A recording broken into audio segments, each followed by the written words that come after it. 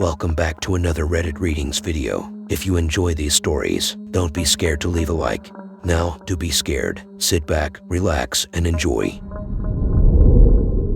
We discovered a red algae clinging to a coral reef that was turning the surrounding sea life aggressive. I leaned over the railing of the deck as our ship approached the infected coral. Even from at the height of the research vessel, I could see the blazing red algae cling to the reef like a parasitic blanket. The color was a mix of rust and blood. It stretched its limbs lazily in the tide, the overreach of the Red Death here to consume the marine ecosystem. Even the salt water smelled strange here. The ocean spray that drizzled on my cheek had an odor more like foul vinegar. We'd gotten several reports of wildlife acting strange in the area, most notably the dolphins in particular. Their usual playful nature had turned aggressive. People down the coast were being attacked by them like never before. A man had even caught video evidence of a pod slamming their bodies against the hull of a cruise ship like battering rams until their brains ruptured from the repeated impact. No one had seen anything like it. I wasn't sure of the exact science behind the terrifying change in behaviors, but I knew for sure it had something to do with the invasive algae. We were here to study it, to find its nature of origin, and most importantly, to eradicate it. "Hey Ben, that's an ugly son of a bitch, wouldn't you say?" Kyle, the master diver, called from the bow. "Oh yeah, she's ugly for sure. Looks angry," I replied, making everything else angry too it seems. "Reminds me of my ex-wife."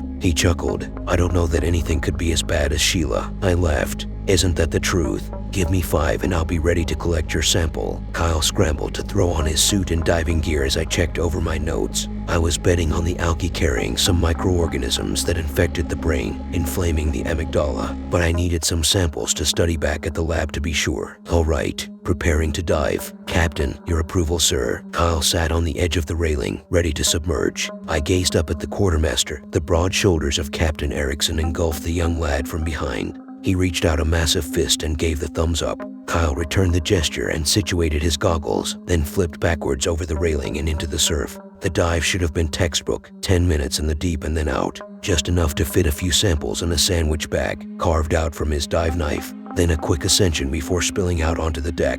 But it had been half an hour, with no communication from his mouthpiece. The captain had even come down to the deck to pace the stern. He should be up by now, I thought, chipping an indentation on the clipboard with my thumbnail. Finally, there was a cry that crackled over the walkie relay system. We all sprinted to the port side, desperate to locate the diver. There was a blue expanse as far as I could see with the hint of Red Death.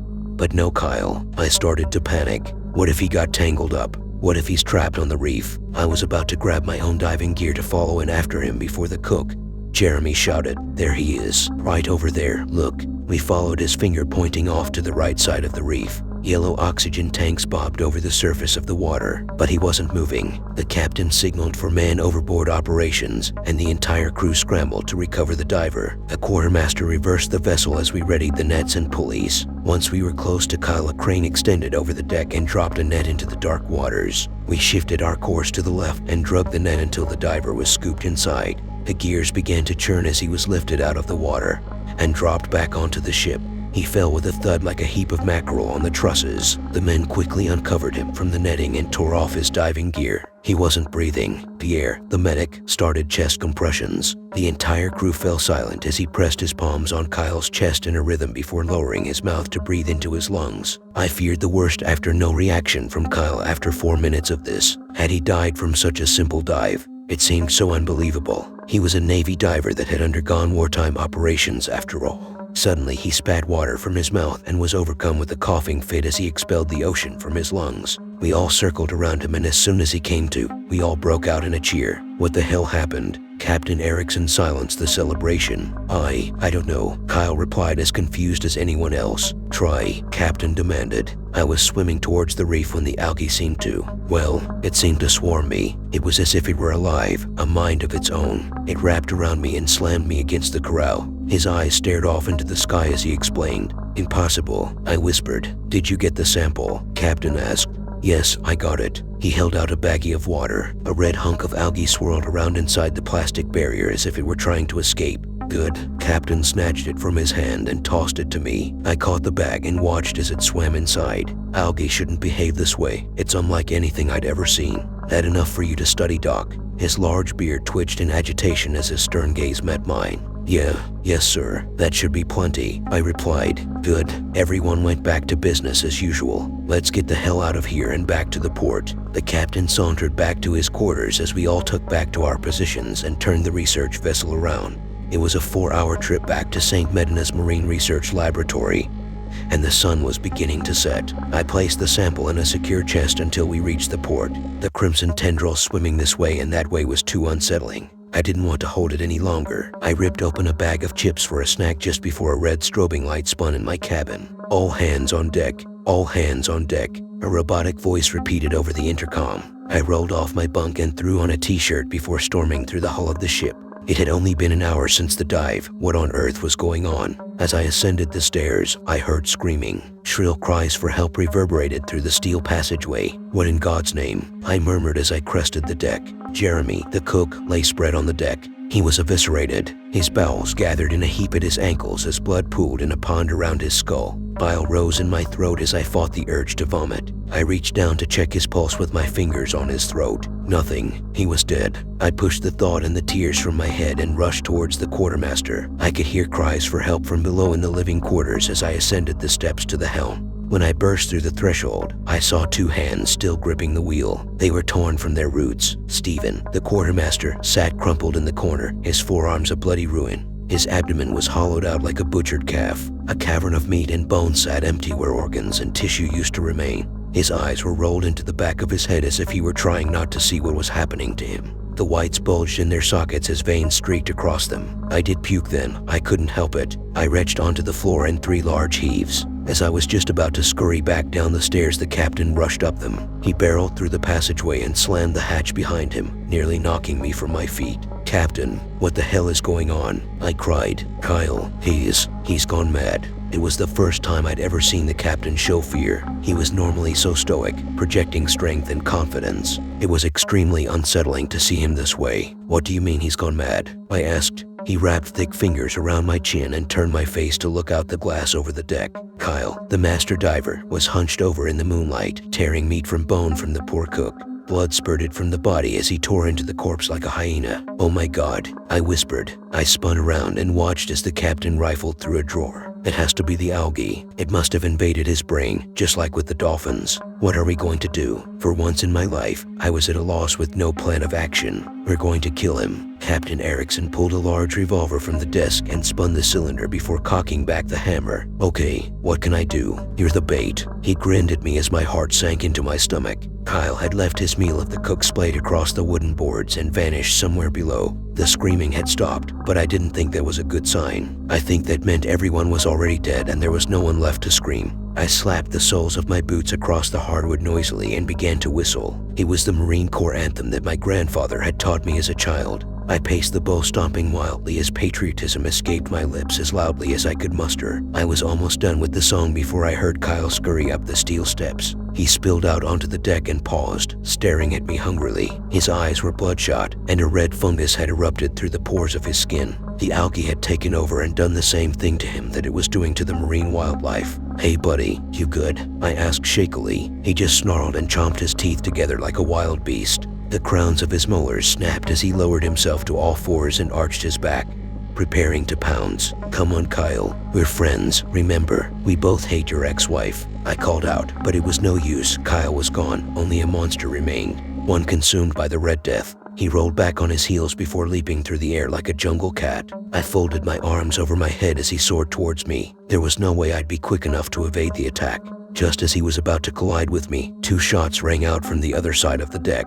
The bullet struck Kyle from the side, causing him to falter and fall to the deck with a loud smack. He screeched and began to drag himself across the ship's surface despite 2 large craters in his side. Captain Erickson strolled to his side and placed a large boot on his neck. Kyle chomped at his soul violently before the captain lowered the revolver to hover an inch above his forehead. "I'm so sorry, lad," he whispered before pulling the trigger multiple times, turning the master diver's head into a canoe of mush. We both stood at the side of our old friend for a while. I was numb from what had happened, almost as if I were in shock and denial. Finally, the captain broke away to lean against the railing. He peered into the sky of stars for a long while before turning to face me. "You still have the sample?" he asked. "Yes," I stuttered. "Good, then these men won't die in vain." He turned back to face the endless ocean. I didn't know why the algae had caused such violence, how it was even possible, but I promised myself, for the sake of Kyle and the rest of the crew, that I would find out, and when I did, I'd be back to destroy it. The Red Death would die. It would never do this again, not if I had anything to say about it. My friend works for the city's CCTV archives and has seen some disturbing things. I hadn't seen Mike in a few months. He'd been buried in work and our usual weekend nights had about disappeared. Then he called me on a Thursday and invited me over for drinks. I jumped at the invite, but took note of how depressed he sounded on the phone. By the time I got there, Mike had already started drinking and was slurring his words. A dark cloud seemed to hover over him, which got worse as we drank. I finally asked what's been going on with him. Mike turned darker, afraid. He said it had to do with work. I never really knew what Mike did for a living. I did know he worked for the city in the tech department and was involved with the CCTV surveillance network, but I never knew what his day-to-day operations were, which he began to describe in detail. Mike explained there were thousands of cameras scattered throughout the downtown core, outlying neighborhoods and well into the suburbs of our 1 million-plus city. His responsibility was to categorize and archive all the incoming footage. Most of the footage went into very general classifications and were saved in hard drive farms and identified with a lengthy combination of numbers and letters for categorical archiving.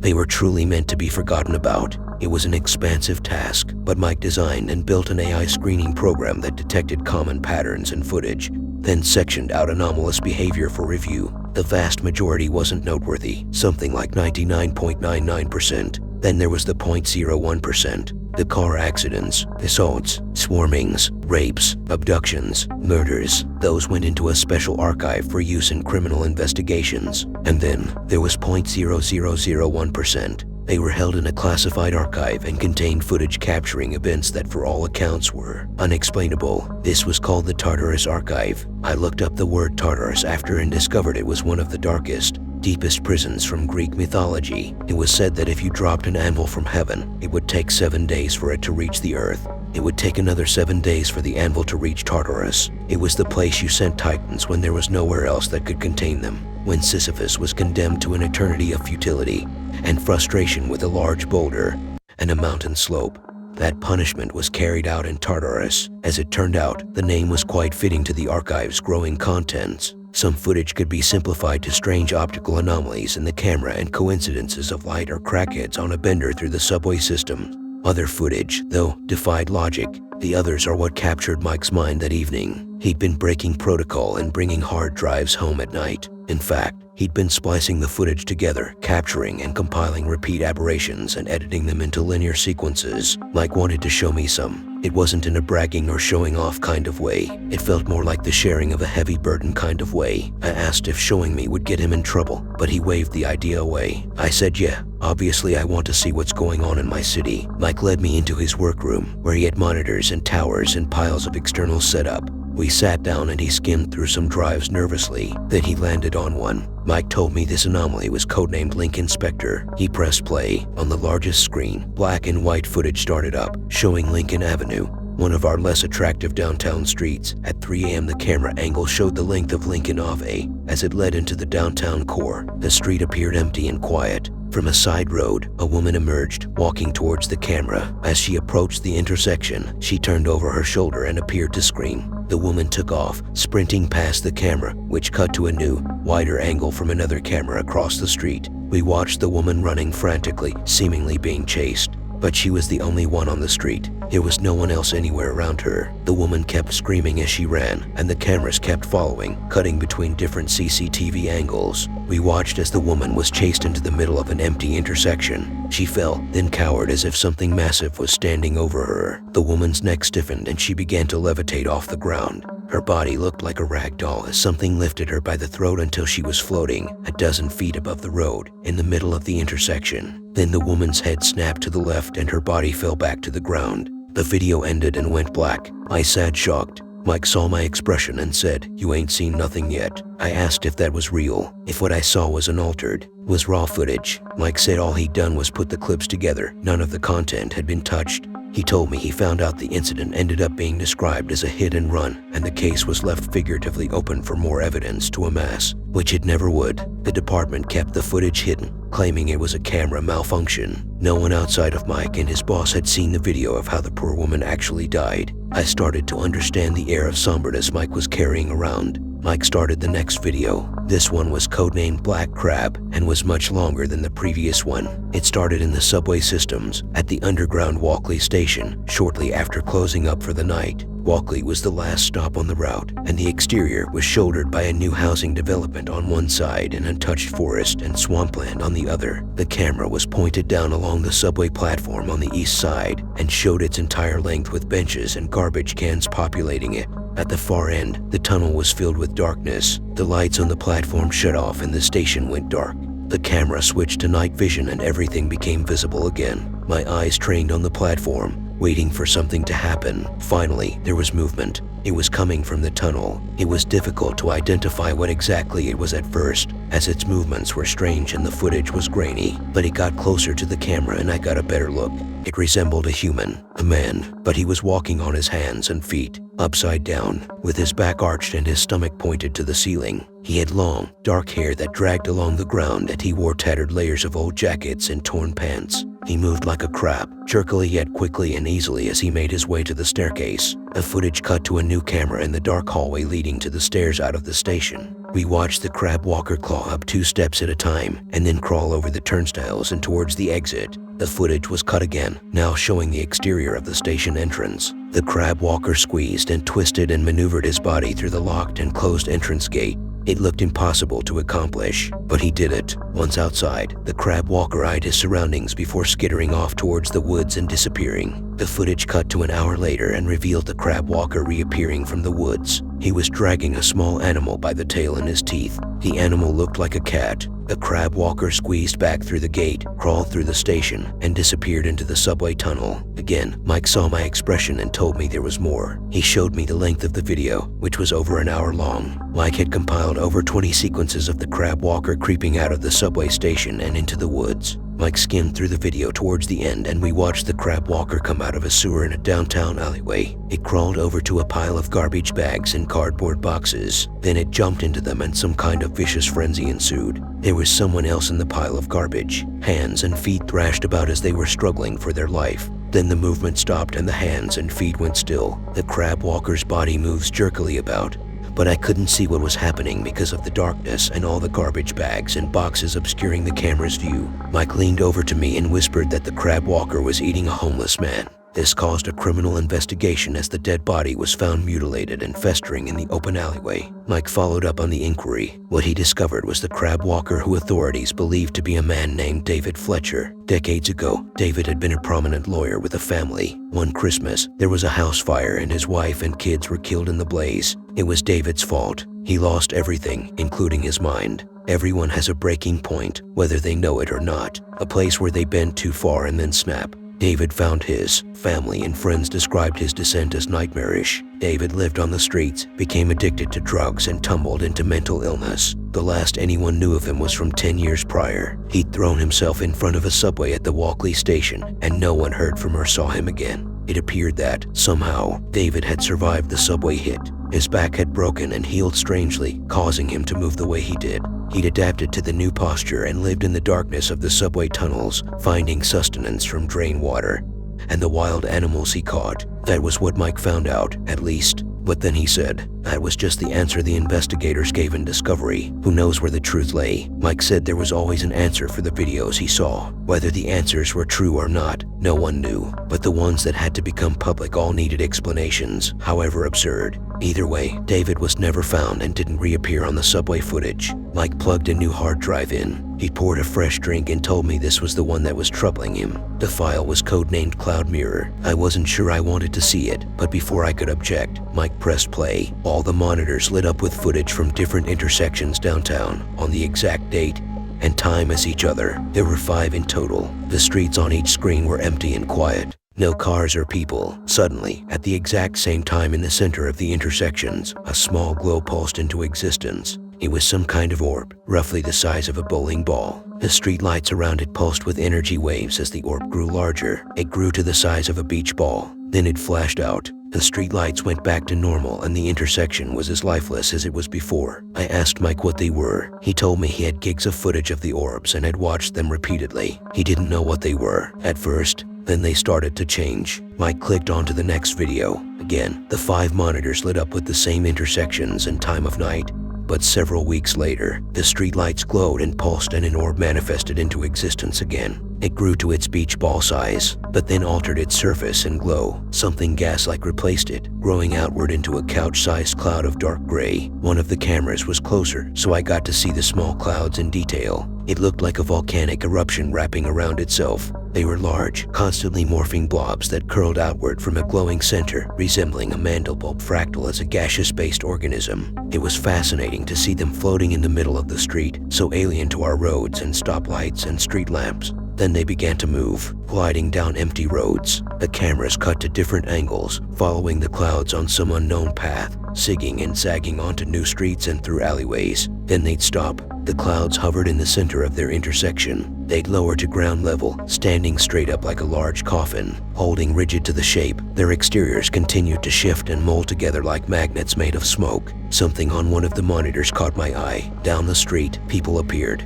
They'd seen the cloud and were walking towards it. The group looked drunk and fascinated by the floating entity, so much so, they were approaching it. As they did, the cloud became brighter. The street lamps around it pulsed. The group were in some kind of trance, staring into the morphing blob. One of the group, a guy, stared into it like a zombie, then walked right into the cloud and disappeared. None of the group tried to stop him. Instead, another one followed him in, and another, and another. All 5 members of the group disappeared in the cloud. Then they reappeared, one at a time. The guy first, then in the order they went in. Only, they weren't stumbling and boisterous and drunk now. They were walking upright, using minimal movements. They formed in a perfect 5-person circle for several seconds over quick words, then turned and all went in separate directions. Their strides, arm swings, and speed all matched. Another monitor showed a similar situation with a larger group of people, lost in reverie as they marched, one after another, into the cloud. Each monitor showed the same thing now, people entering the clouds and coming back out. Different. Mike stopped the video. I asked him if he'd shown this to anyone else. He said he hadn't, not even to his one boss, which was a problem, because he had a meeting with his boss in the morning to discuss the missing footage. I asked why he didn't show the footage to his boss. This footage seemed more than serious. People were being replaced by something. Mike sighed and put a new video on. The main monitor lit up and showed a new downtown street. The date was from earlier this week. One of the clouds was floating in the intersection. A middle-aged couple were walking nearby, the husband with a slight limp in his right leg. The couple saw the cloud and were sucked in by its aura. They approached it, eyes wide and mouths open. Both the husband and wife entered the cloud and disappeared. After a moment, they reappeared. The husband's limp was gone. Mike turned to me and said, "That was my boss and his wife." The well in the woods. When I was a kid, Dad told me to never go into the woods near our house. Of course, I always asked why, but Dad didn't seem to want to talk about it, and he always stopped every one of my siblings from going in there too. I'm the oldest of 7 siblings, from oldest to youngest. There's me, Diego, and then there's Silvana, Sebastian, Carlos, Inez, Ramona, and Alejandro, and all of us are forbidden from going into the woods. All of them always protest, especially Inez. She's really been getting into a bunch of witchcraft stuff recently, and wants to go in the woods to do who knows what. But I found out firsthand when I was 16 why Dad didn't want us in the woods. People went into the woods all the time and came out okay. I used to live in Blackthorn, Ohio, and the woods in my childhood house are near the border of town. I was walking by the woods when, more curious than ever, I decided to go in and see what Dad was making such a huge fuss about. I walked around, going deeper in, and found nothing. I laughed at Dad and was about to head straight back out when I found an old well in a clearing. I don't know what compelled me to look into it, but I did. And all I saw on the bottom was a bunch of dirty, slimy water and other gunk. I leaned a little too far over, though, and I fell in. I screamed all the way down before landing with a sick splash. Luckily, I survived the fall, landing on my butt. I sat at the bottom of the well and screamed when something I couldn't explain, at least not then, happened. The slime and gunk began to move, eventually shaping itself into an almost humanoid shape. It towered over me. I tried to scream again, but nothing came out. There was a small plastic purple figurine of a superhero in the well with us. The slime creature reached out and grabbed it, passing it to me. I held it, still scared and unsure of what this creature wanted to do to me, but nothing happened for a while. Eventually, I started absent-mindedly playing with the toy, and that's when the creature took it from me, whooshing it around its head, pretending the toy was flying. I gulped. I was starting to suspect the impossible, that this creature just wanted to play with me, and so I indulged the slimy monster. For about a week, we mainly played with the superhero figurine and sometimes assorted clapping games. We tried playing tag once, but there wasn't any room in the well, and eventually, the police found me in the well and got me out. I told them I had fallen in the well and was unable to get out until they rescued me. For whatever reason, I didn't tell them about the creature. Mom and Dad were mad at me for ages, but especially Dad. And I bring it up now because of my recent re-encounter with the creature. I came back home for a visit recently and to visit some of my other siblings. Carlos, Inez, Ramona, and Alejandro still live at my childhood home. And especially Alejandro will live there for a while. He's just a baby after all. And for a third reason, to revisit the woods, to see that creature again. And when nobody was looking, I walked off into the woods and found the well again. I looked into it, looking for the creature, and this time, the slime and muck rose out of the well to see me, pulling me forward in a hug. It still had the superhero figurine. It was really tight though. I tried to struggle out of its grasp and failed. I worried it was going to just kidnap me in the well forever. I regret every decision that had led to this point. Suddenly, I heard footsteps behind me, turning around to see Dad. I started panicking, but he spoke first. Teenage Theo. I was confused. Theo, the creature had a name. And how did Dad know it? Just then, Dad pulled a matching superhero figurine out of his pocket and showed it to the creature. The creature took it and started making the two superheroes fly together. And then Dad explained everything to me. When he was 4, he and his best friend Theo had gone to play in the woods with their favorite superhero toys, pretending they were flying. But Theo hadn't seen the well, and he had fallen down and broken his neck. And now apparently, he had been resurrected as this slimy creature, and was still mentally 4. These days, we've come to an arrangement with him. Either me or Dad comes and plays with him for a while, at least twice every week. And of course, not actually in the well, but still in the woods. It's a bit strange babysitting a giant slime monster with the brain of an average 4-year-old. But it's growing on me, no pun intended. This is why I never hike alone. I've hiked a lot of different trails all over the US, but some of my favorite backpacking trips have been while hiking sections of the Appalachian Trail, mostly in and around the Blue Ridge Mountains. I have lots of other friends that enjoy backpacking in the same area, and we often swap stories of our adventures. Usually they involve wildlife encounters, getting turned around and temporarily lost, getting soaked due to a freak rainstorm and forgetting another pair of dry socks.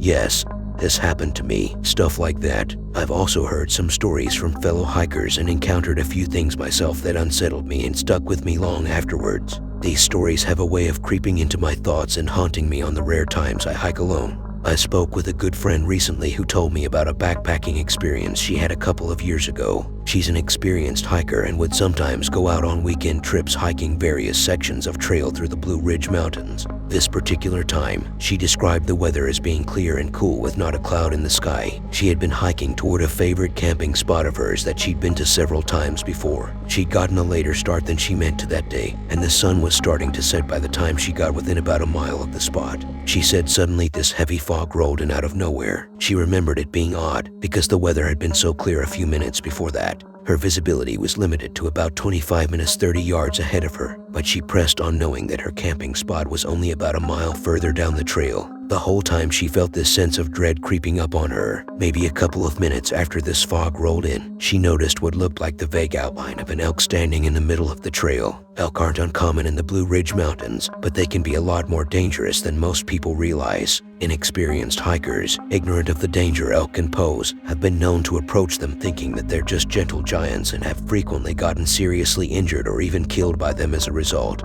They're no joke. Knowing this, she stopped when she saw it so as to keep her distance, and then started backing away slowly. As she did so, to her dismay, it started slowly approaching her. The outline of the beast was still vague, but she could tell that it was bigger than any other elk she'd ever seen. As the shape started to materialize out of the fog, she also realized, to her horror, that this thing wasn't an elk. She could make out the shape of the elk-like antlers and the vague shape of the muzzle and part of the body.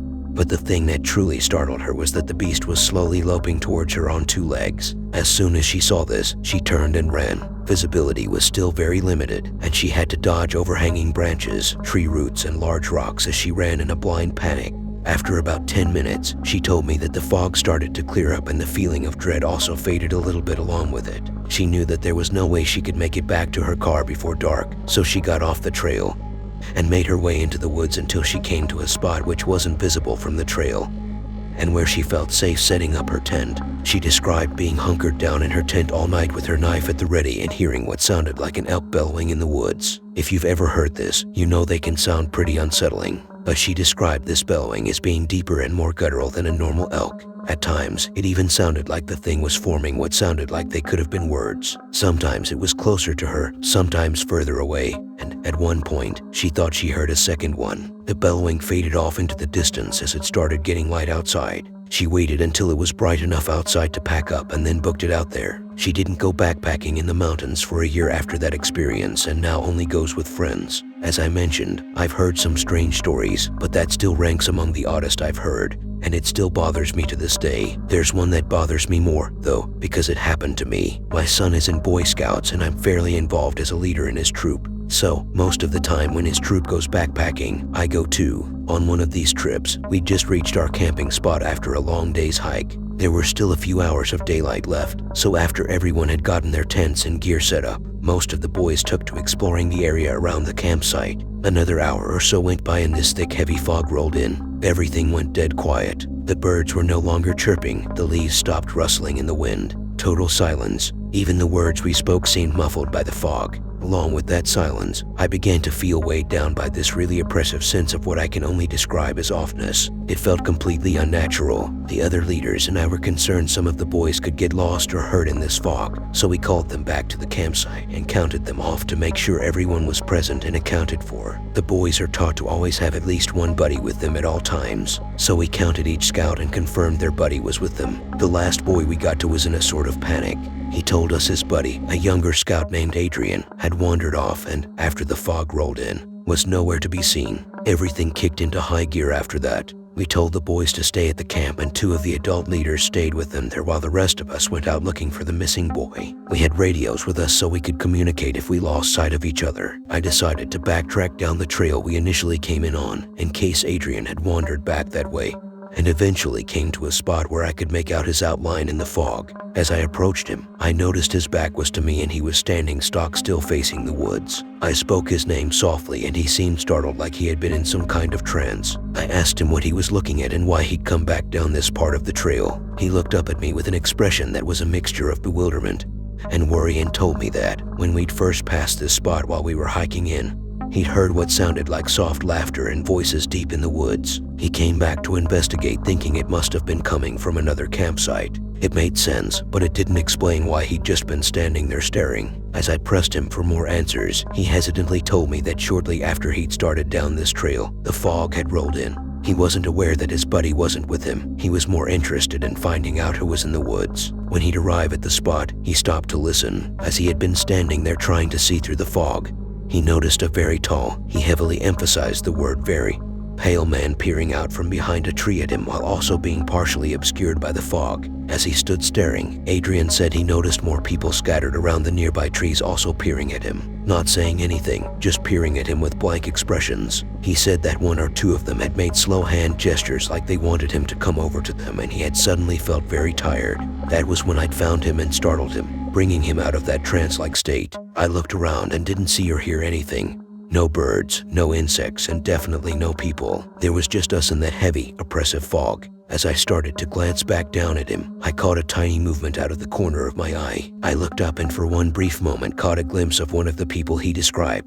He was staring at us with a blank and hollow expression as he backed further into the fog and melted away. If you've ever been to an open casket funeral, you know how the person you're looking at in that wooden box looks so much different than they did in life. It looked more like a wax figure straight out of the uncanny valley. That's what the face of that man reminded me of as he was engulfed by the mist. I stood in stunned silence for a moment. As soon as I snapped out of it, we hightailed it back to camp and I radioed the other leaders to let them know I'd found the missing boy. Eventually, the fog lifted, but the disquieting feeling I felt earlier remained. I still feel that same sense of disquiet whenever I think about that freakishly tall man and his blank, uncanny stare. It's stories and encounters like that haunt me when I'm backpacking through the mountains. Just like the friend I mentioned earlier, I never go alone anymore.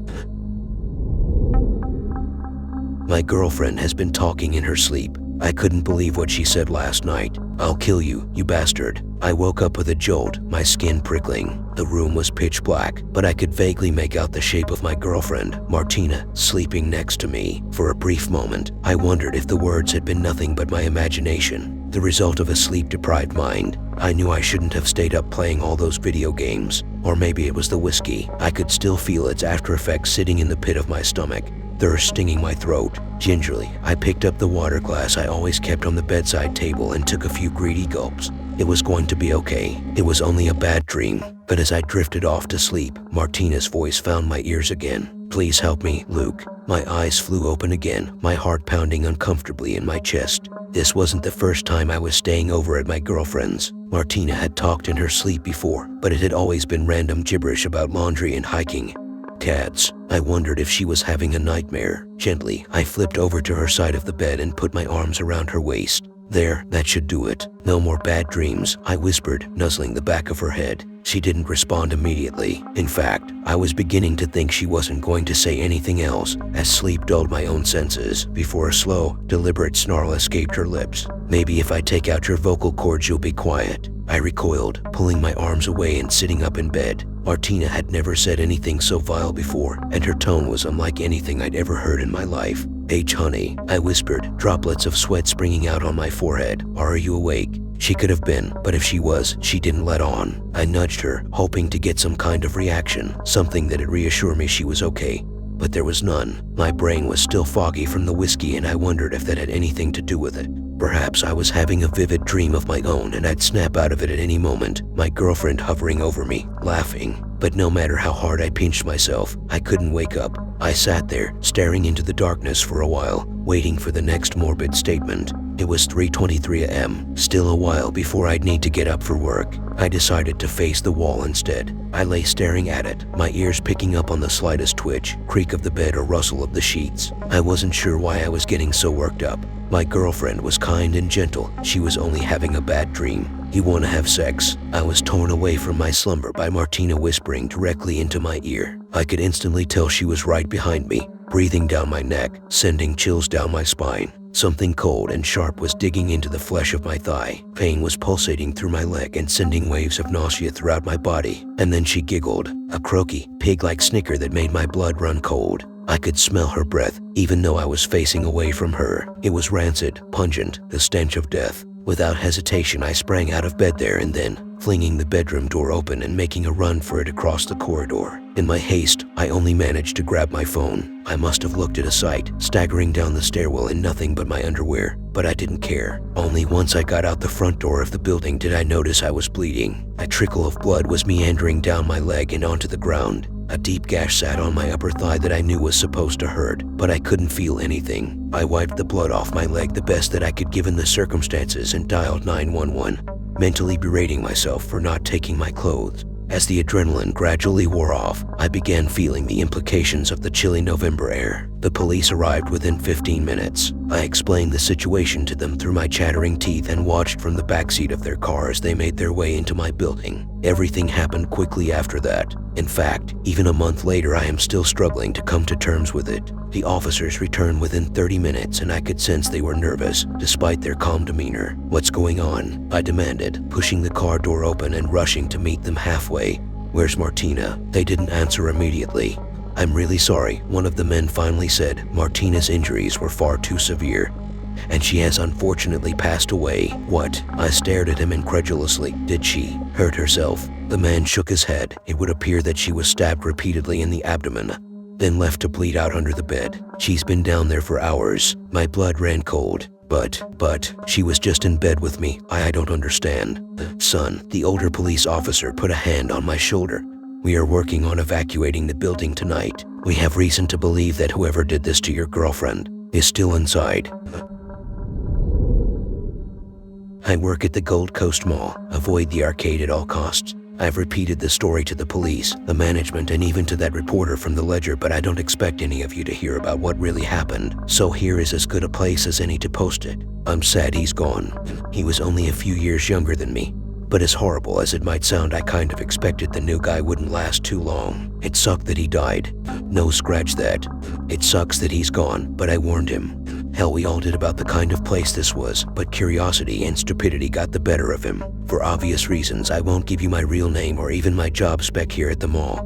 But suffice to say, I'm part of a pretty sizable maintenance security team at the Gold Coast Mall. The new guy was Clay Henderson. He had been on the job a few days. His was the typical story of rural America, peaked in high school and in need of a job. No special skills or accolades to his name, just a pair of hands and a basic work ethic. It was a pretty average 8-hour minimum wage job that even he could manage, but this isn't your average mall. Like a lot of other brick-and-mortar establishments, the Gold Coast Mall hasn't quite been the same since the rise of online retailers. Sure, they could try to have a new promotion with shiny ads and renovations, but ever since the mid-2000s, the old mall just hasn't seemed to recover. Driving past it on the freeway, you could see the difference. The once cheerful bright orange building, now a faded shade of yellow, paint peeling, weather-beaten, stands out amidst the plains like a deserted temple. The inside wasn't much better. With only a handful of stores and kiosks still up and running, you could take a stroll for up to 30 minutes at a time without coming across another living soul. Whatever stores that were still open were usually run by aging vendors who were too broke and too old to move their business elsewhere. Yep, the Gold Coast Mall's best days seemed to be behind it, and the dull, musty stores were evidence of that. All except one. On the ground floor near the southern entrance of the mall was the arcade. Like everyone else, the owner, Harold Gerber, sort of moved on to greener pastures, although no one seems to know where he went or even when. Trevor, the old maintenance man, was the only person you might consider to be friendly to Harold, and he didn't have a clue where he went or why. He locked up for the night with Gerber's SUV still in the parking lot and came back the following morning to see it still sitting there. That was the story he told the police, and that's about the only one he'll tell you. Trust me, I've tried. With no owner and a dried-up customer base, the arcade should be just as dead as the dozens of other stores in the mall. Only it isn't. Once a week, Claude, the managing director of this sun-beaten turd, still instructs the cleaning staff to go in and give the arcade a good once-over. Maintenance crews come in and make whatever repairs to the games and the kiosks, under condition that none of the machines are replaced. No one knows for certain why that is, but an unspoken rule among the mall's few inhabitants knows better than to be caught anywhere near it. Were there stories? You damn right. In a town as small as this, in a mall as small as this, there were bound to be rumors and gossip. Everything from Harold running off with another woman to his gambling debts catching up to him spread like wildfire. It wasn't long before Harold's wife Doreen began visiting Claude's office more and more regularly. The last few visits were with her lawyer, trying to get every bit of information she could over where her husband disappeared to. Claude damn near gave himself an aneurysm trying to keep this out of court and the newspaper, but eventually, after a lot of convincing and a pretty hefty check, Doreen shut her trap and moved on. Who could blame her? What management paid her off with was a hell of a lot more than what Harold brought in with that arcade anyways. Life just kind of moved on in the mall, but the arcade was anything but uneventful. Not long after Claude decided to keep the arcade open after Harold's disappearance, there was an incident with the cleaning team during one of their weekly cleaning visits. To this day, we never got official word on what happened, but from what I heard through the grapevine, one of the cleaning girls, Melissa, had what you might call a breakdown of some sort. Melissa was cleaning the ball pit at the back of the arcade by herself while the staff polished and cleaned the machines. From what I was told, the laughter was the first sign something was off. Melissa just sat there at the edge of the ball pit. Not your mild giggle either. I'm talking a full-on belly laugh. Kevin Hart could have been in the arcade with a full-on Netflix special, and you might not have been able to get that kind of response from Melissa. After dismissing it, the laughter became louder and louder, until one of the cleaning ladies swore that there wasn't just one person laughing, but two. Melissa's laughter and someone else's. Only Melissa was the only person that was laughing that day. Eventually, they had to call an ambulance when Melissa began laughing and convulsing. I wasn't at work that day. Trevor claimed he got footage of the EMTs loading Melissa in the back of the ambulance, but the old bastard forgot to switch the front camera to the rear camera on his cell phone and only managed to take 12 blurry photos of himself looking stupid. So much for evidence. But there were other incidents we couldn't ignore, like the time Zeb from the electronics store was locking up for the night and swore he heard his own voice call to him from the arcade. Over a few drinks, Zeb told me that the voice was an exact replica of his own, but it sounded happier. You could say he was just shaken over what happened to Harold and Melissa, but whatever he heard, it was enough to convince him to pack up shop and leave for good. And who could forget the suspected burglary? Only a few months ago, security came in to open up one morning and saw the doors of the back entrance broken down and burglar-proofing destroyed. The thieves seemed to start with the arcade but didn't seem to get the chance to go anywhere else. As part of Claude's policy, the doors of the arcade always remain open even after hours when the mall's doors are locked, so the thieves didn't have to use their tools, which the security and police found still at the scene. Even the car believed to have been used as their getaway wheels was still in the parking lot by the time the security got there that morning. Claude chalked it up to the guys just deciding to go to a bigger, more profitable score than our dusty little mall. But we all know what really happened. Whoever was dumb enough to try and break in there after hours never left. I told Clay all of these things not as some bullshit hazing ritual to frighten the newbie, but as a heads up on what he might face while on the job here. Instead of meeting me with skepticism or even a slight grin, his eyes widened with every story. It wasn't long that he would visit every available kiosk trying to get more information on the arcade. Eventually, he succeeded in getting onto Doreen to try and get some more information on what she knew about her husband's disappearance. But all she had for him was a few profanities and a threat of calling the police. After that confrontation, it wasn't long before Claude got word that Clay was snooping around and threatened him with termination if he didn't focus more on emptying the trash on time than constructing conspiracy theories. But it wasn't enough for Clay to back down. You see, a few nights ago, Clay got the chance to lock up the southern entrance for the night. I blame myself because I should have known better than assigning him to that duty. I knew how enthusiastic he was for answers, and I practically waved it in front of him. By the time we got back to the mall the following morning, his busted-down Nissan still sat in the parking lot.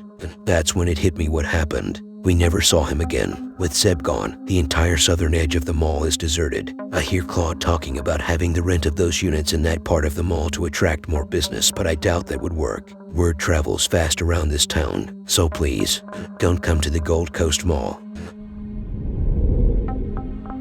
Please say no to the feel-good TM patches. I need to share with you all an email I received 3 days ago. I thought it was a prank to begin with, but now I really don't think it is. I've thought about nothing else since. I'm seriously spooked. It's a warning. If you are reading this, then this last-ditch attempt to change things may just have made it through to the right time and place. Time is a somewhat fluid thing as far as we can tell, so it could be days or weeks away. I do know you should have received this message before you decide, and I need you to choose a different path. I am contacting you because you were one of the participants in the original clinical trial for the first commercial feel-good TM patch. This is the start when things begin to go wrong. The technology came out of advancements in the field of pain management, specifically transdermal microneedle patches used to give highly complex molecules that essentially convince the brain it isn't receiving the pain signals. Once they had perfected this, it turned out it was a rather small step to convince the brain of other things. The first commercial mood, the one you become involved with, was Happiness TM, a small, clear patch less than an inch across, bearing only its name in a jaunty font. If you could apply one tiny, painless patch and guarantee yourself happiness for a whole day, would you? And once you'd experienced that, do you think you'd be able to live without it afterwards? Happiness is a strange beast. Maybe you already know this. Maybe this is why you agreed to sign up to the trial. It is fleeting and strangely hard to keep a hold of. That initial burst of joy, and then your brain looks for the next problem. That leaky tap. Car trouble, paying that unexpected bill. Happiness just isn't most people's default setting. Happiness took that feeling, true contentment, and stretched it out across 24 hours. When it came to market after its years of clinical trials were completed successfully, it was an overnight hit. No, it didn't fix your problems, but neither did the old antidepressants, and they came with a huge list of side effects. They became so popular that the price of the technology soon tumbled, and at that point they became so widespread they were available in supermarkets and pharmacies for less than the cost of a 6-pack of beer. It's easy to see why. Your whole life doesn't need to be on the rocks to want a little pick-me-up. Want to guarantee a happy day for a specific event? Take your wedding. Even if it rains and everything possible goes wrong, you'll still be happy. You'll remember being happy despite those mishaps. Once happiness was cracked, it was easy, trivial even, to tweak it and branch out. Happiness version 2 was born. They called it Euphoria. After that, the floodgates had been opened. Happiness XL, extra long, was the first to play with the length of time a patch could affect your mood, stretching it out to 48 hours, followed by Happiness-er, extended release, which lasted up to a week. Sleep in 6, 8, and 12-hourly patches. Study, motivation, energy, forget. This is where things started to get really out of hand. Imagine catching sight of yourself in the mirror and seeing a patch on the back of your arm. Confused, you reach around and peel it off. Forget 4TM, 4 unknown hours. Please try to put yourself in that scenario. The absolute horror of a black hole in your memory. Did you put the patch on yourself to save yourself the memory of something embarrassing that happened? Or did someone else put it on without your knowledge? What was the last thing you remember doing? Who were you with? What happened to you at that time? This is the direct consequence of the trial you are soon to sign up to. Crime exploded. From low-level offenses through to the most heinous crimes I don't think I need to spell out for you here. They were almost impossible for the police to solve most of the time. No memory of what happened, no description of the perpetrator, or you slept through an entire ordeal. CCTV and even body-worn cameras started to take off as people attempted to protect themselves as they couldn't trust their own memories or feelings. Things were quickly becoming untenable. At this point, the government realized it needed to do something. In its infinite wisdom, instead of taking control and tackling the real issues in this brave new world, it decided to use the feel-good TM patches too. They started to give out happiness to the masses to quell the discord building at the state of affairs. At some point along the way, a shady deal between a biotech company and the government was done, and new happiness patches began to get distributed. Only these were different. Though it was never officially admitted as such, there is high suspicion the patches were apathy labeled up as happiness. The country speedily fell to rack and ruin, basically run by a dictatorship that most were okay with. Thanks to apathy. Why fight for your rights when you are content to accept whatever pitiful bone is thrown to you by a government ruling effectively via mind control? And why would you stop using the patches and be faced with the grim truth that the situation was well beyond any chance of resistance? The ruling elite gleefully exported the product worldwide. What better way to keep people happy with nothing and ramshackle housing with no prospects than being drugged into not caring? This was all bad enough and was the status quo for several years until a biohacking collective named Spiritus managed to get one of their operatives into the biggest production site of apathy. He managed to contaminate 3 flasks with his modified apathy strain before he was caught. What you must know, however, is that like all microneedle patches, feel-good patches only require a tiny amount of drug per patch to be effective. 1 flask full of a liquid mood is enough to produce hundreds of millions of doses. His modified strain switched apathy to rage. What he didn't know at the time was that the improperly modified rage molecule bound irreversibly to receptors in the brain. I am simply not able to describe to you the utter devastation that occurred in the following years. The human race has never been brought so low. Over 1 billion people had used a contaminated patch. Entire cities burned as people fought and destroyed each other for no reason other than their insatiable, bloodthirsty rage. Over time, they became almost subhuman. They were zombie-like, neglecting their basic needs over committing violence at any opportunity. The ragged, scrawny, hollow-cheeked creatures left a trail of destruction in their wakes as their incurable rage marched on. Once they barely resemble humans at all, a switch seemed to flip in the people who had never been exposed to rage. They began to take it upon themselves to try to eliminate the ragers as they became known.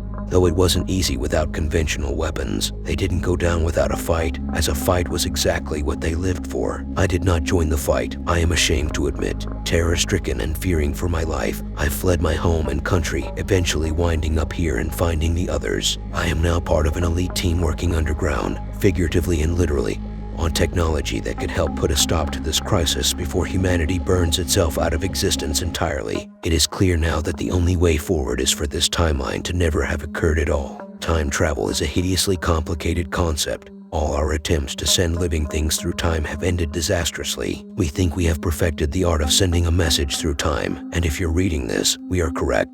I beg you, find a way to prevent this. I am contacting you, the original participants in the trial that started it all, with a simple plea. If this technology becomes widespread, we are doomed. Just over 70 years into your future, tamper with the data to cause unfavorable results and lead to the discontinuation of the project. If you must, resort to more intense means. At the end of this message is a list of the scientists involved in the project. Do with this information what you will. I don't know exactly how we will be affected if you are successful, but I don't think it can be worse than the dire straits humanity is in now. If you choose not to act on this knowledge, just know you consign all of humanity to a future full of pain and suffering. Good luck. Gabriel Thomas, Project Vita, lead researchers for Feel Good TM patches. I have redacted the researchers' names for obvious reasons. I was sent this email along with 10 other people. Should I reach out to some of the other people copied into the email? What would I even say to them? I'm not sure whether hearing any of their reactions would reassure me or terrify me even more. The vague reference to do what you will with the names of the scientists sits uneasily with me, a ghoulish call to action without ever specifically asking for violence or bloodshed, but the implication lying heavy all the same. I was already on edge after receiving this. I have not slept well these last few days. And when I have been plagued by nightmares of angry skeletal men chasing me down burning city streets. I already had a gut feeling that somehow this could be the real deal.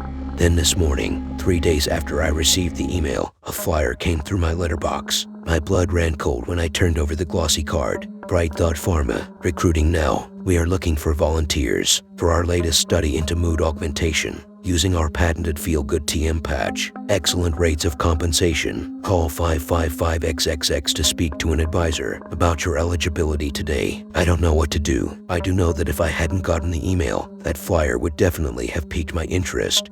And most likely I'd have been interested in signing up. I've Googled some of the scientists listed, and they are real people working in the pharmaceutical industry. Some of them appear to already be associated with Bright Thought Pharma and the Microneedle Project. I was just living my average life before I was sent this. Now I am running scared and paralyzed by indecision over what to do with this information. It's a normal day. Outside the birds are singing and the world is turning, and here I am burdened with the horrifying knowledge that if I don't do something drastic and potentially ghastly in the here and now, I could be dooming everyone. Should I risk ruining my life over one email with an apocalyptic warning? My midnight train stopped at an MRT station that does not exist. I wish I never got off. For a reason I do not wish to disclose, I took the last train from Tampines to Tiongbaru several months ago. It was a midnight train, and so despite the fact that Tampines is an interchange station, it was relatively empty. All I could see as I tapped my card and headed down to the Green Line were men around my age, men with too much to drink, muttering something incomprehensible, leaning on walls or wandering around with no purpose. Some were even passed out on the floor, just like me, just like everyone else. I was once like them too, I suppose. The times were cruel, opening my fridge for my daily beers, pushing myself to my limits until I found myself on the floor every moment, buying the only thing that made my heart warm inside until I ran out and had to borrow again. I laughed at my own crude realization. I was once like them, pathetic. Thank goodness no more. The train rattled into the station moments later and screeched to a halt in front of me. I was the only one on the platform and the only one on the train. The silence was thick and heavy, and I heard only my own signs of life and the life of the machines around me, clinking and clanking and rattling and the beating of a heart. I wasn't used to being out this late. The city was half asleep.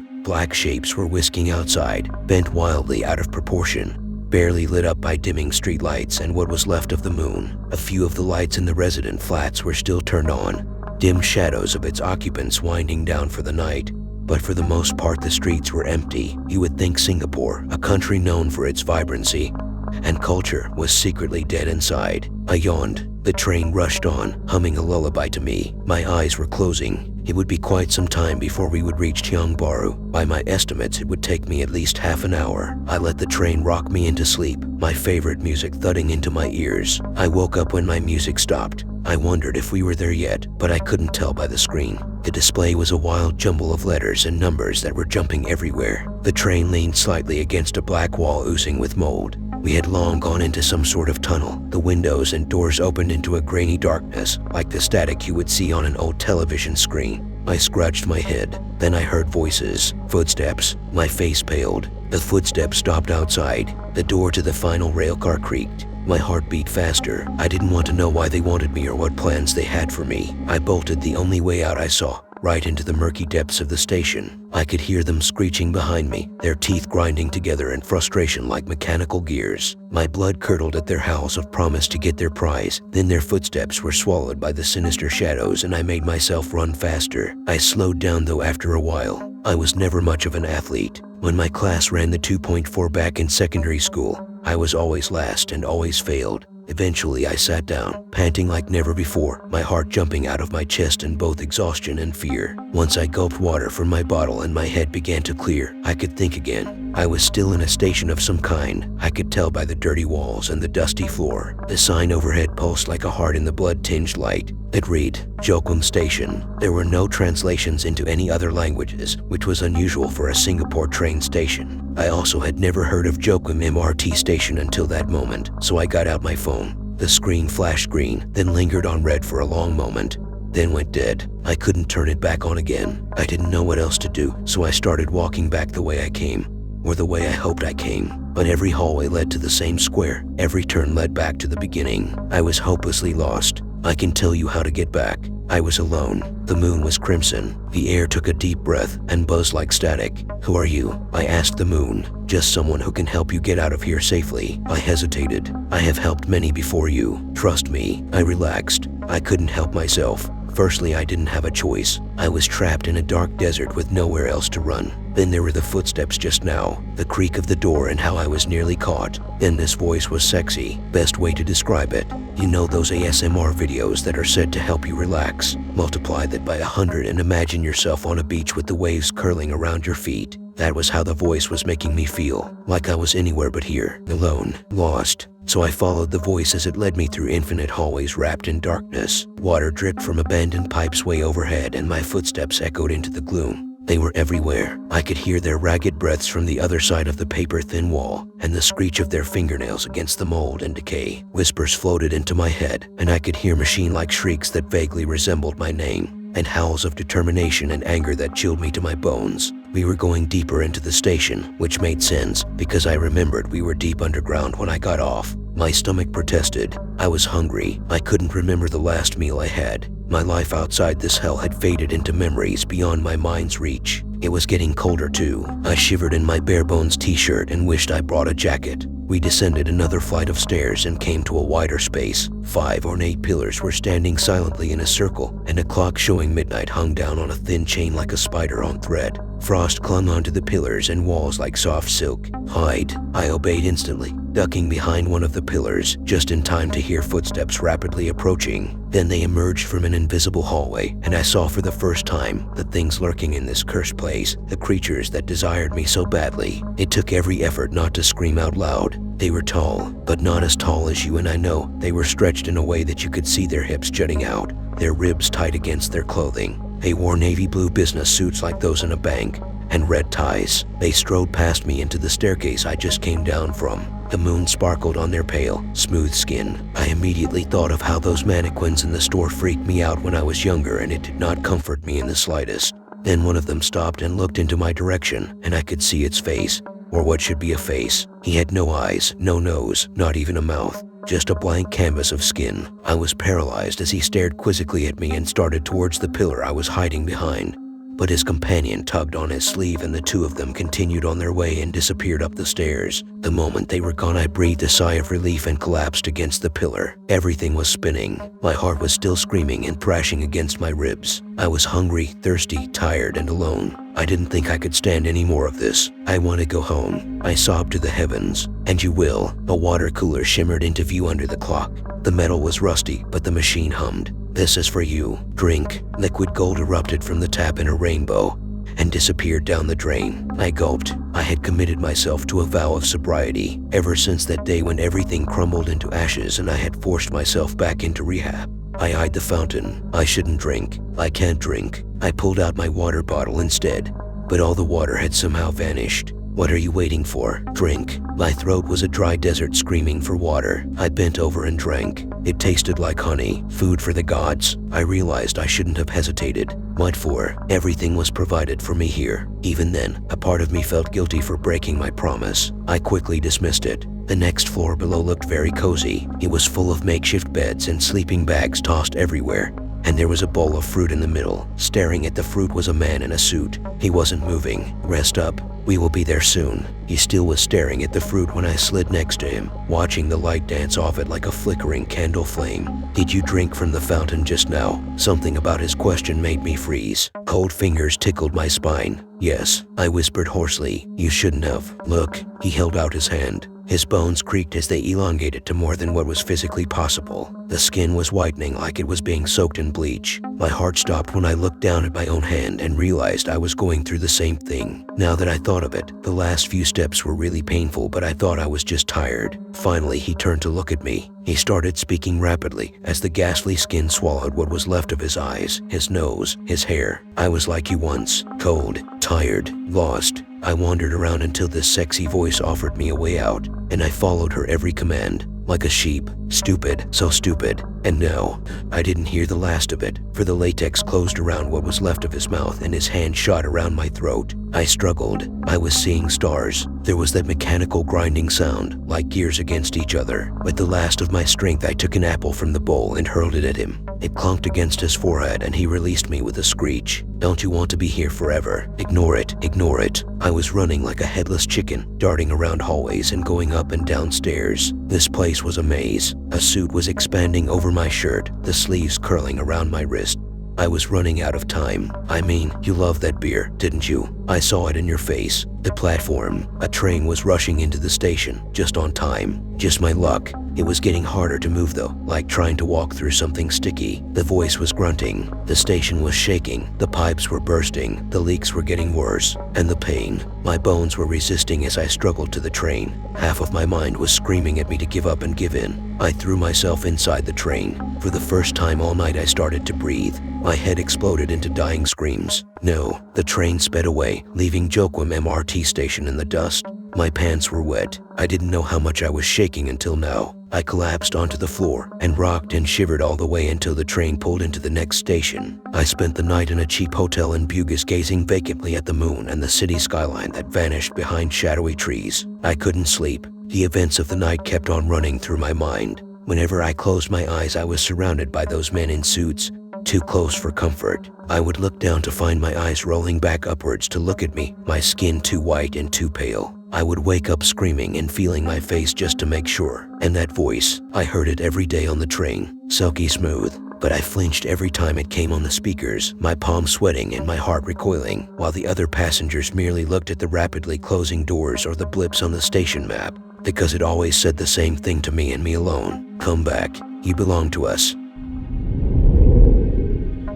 Thank you guys for watching. If you enjoyed these stories, then hit the like. See you guys next time.